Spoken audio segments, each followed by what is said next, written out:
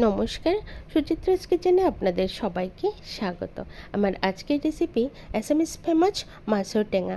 এই মাছের টেঙা যেমন টেস্টি তেমন কিন্তু হেলদিও। এই গরমে যদি একটু কম তেল মশলায় খাওয়া হয় ভীষণ কিন্তু ভালো, আর মনটাও যেন তৃপ্তি হয়ে যায়। আজকে আমি বানাবো থেকেরে টেঙা দিয়ে রুই মাছ। চেষ্টা করব একদম অ্যাসামিস স্টাইলে বানানোর জন্য।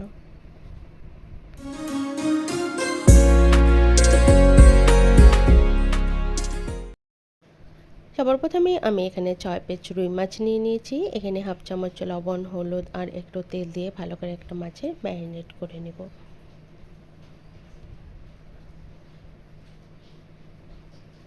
মাছটাকে ভালো করে ঘষে ঘষে মাখবো, যাতে মাছের প্রতিটা অংশেই ভালো করে তেল, হলুদ, লবণ ঢুকে যায়।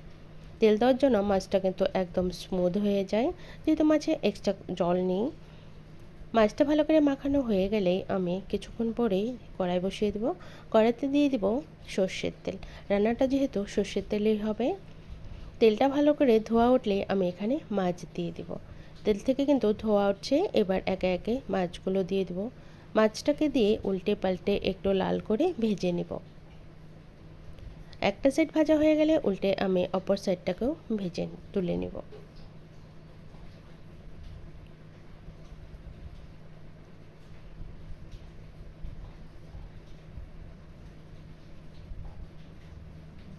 খুব বেশি কিন্তু কড়া করে ভাজবো না, জাস্ট হালকা একটা কালার চলে আসলেই মাছটাকে তুলে নেব।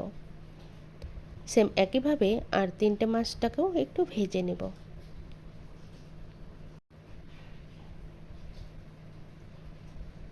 ওই একইভাবে হালকা একটা কালার চলে আসলে মাছটাকে নামিয়ে নেব। মাছ যদি খুব বেশি ভাজা হয় ছাবড়ে ছাবড়ে লাগে, খেতে কিন্তু ভালো লাগে না। ব্যাস, মাছ ভাজা হয়ে গেছে। এবার ওই একই তেলে আমি ফোড়নের জন্য 1 চামচ দিয়ে দিব সর্ষে, 2টো শুকনো লঙ্কা আর 4টে দিয়ে দিব কাঁচা লঙ্কা। মশলাটা সুন্দর গন্ধ বেরোলে এখানে আমি আলু নিয়েছি 3টে। আমি আলুটাকে একটু সেদ্ধ করে মাছের ঝোলের মতোই কেটে নিয়েছি লম্বা লম্বা করে। এই মাছের তেলে আলু ভাজলে না আলুর স্বাদটাই কিন্তু ভালো আসে। আলুটা একটু হালকা কালার চলে আসলে আমি এখানে স্বাদ মতো লবণ দিয়ে দিব আর দিয়ে দিব হলুদ। ব্যাস, মশলা বলতে এই দুটোই, আর কিন্তু এক্সট্রা কোনো মশলা দিব না। এবার যেটা মেন জিনিস দিব সেটা হলো থেকেরে টেঙা। আমি 5 টুকরার মতো থেকেরে টেঙা নিয়ে নিয়েছি। 2 ঘন্টা আগে আমি জলে ভিজিয়ে রেখেছিলাম।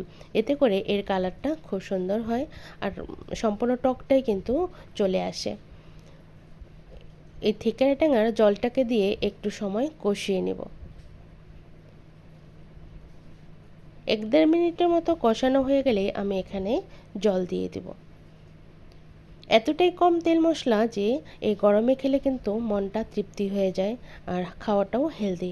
এই থেকেরে টেঙাটা কিন্তু অনেকটাই ভালো এই গরমের জন্য। ঝোলটাকে ভালো করে ফুটিয়ে নেব।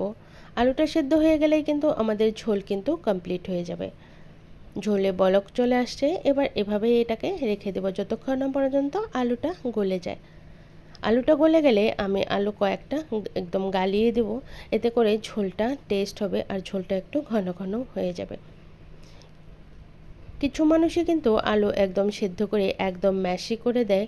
আমি সব আলু গালিয়ে দেবো না, কয়েকটাই দেবো, আর জাস্ট কয়েকটা একটু আস্ত থাকবে, দেখতেও ভালো লাগে আর আলুটা নিয়ে ঝোলের মাছের সাথে খেতেও ভালো লাগে। ঝোলটা ভালো করে জাল করে নেব, নইলে কিন্তু পানসে থাকবে, খেতে ভালো লাগবে না। ঝোল ভালো করে জাল করা হয়ে গেলে আমি এখানে মাছ দিয়ে দেব। মাছ দিয়ে কিন্তু খুব বেশি জাল করব না, জাস্ট 2-3 মিনিট জাল করলেই মাছের ঝোল কমপ্লিট হয়ে যাবে। প্লেটে রাখা তেলটাকেও দিয়ে দিলাম। ঝোল কিন্তু কমপ্লিট হয়ে গেছে। এবার ঢাকা দিয়ে ঠান্ডা হওয়ার জন্য রেখে দেব, তারপরে সার্ভ করে দেব।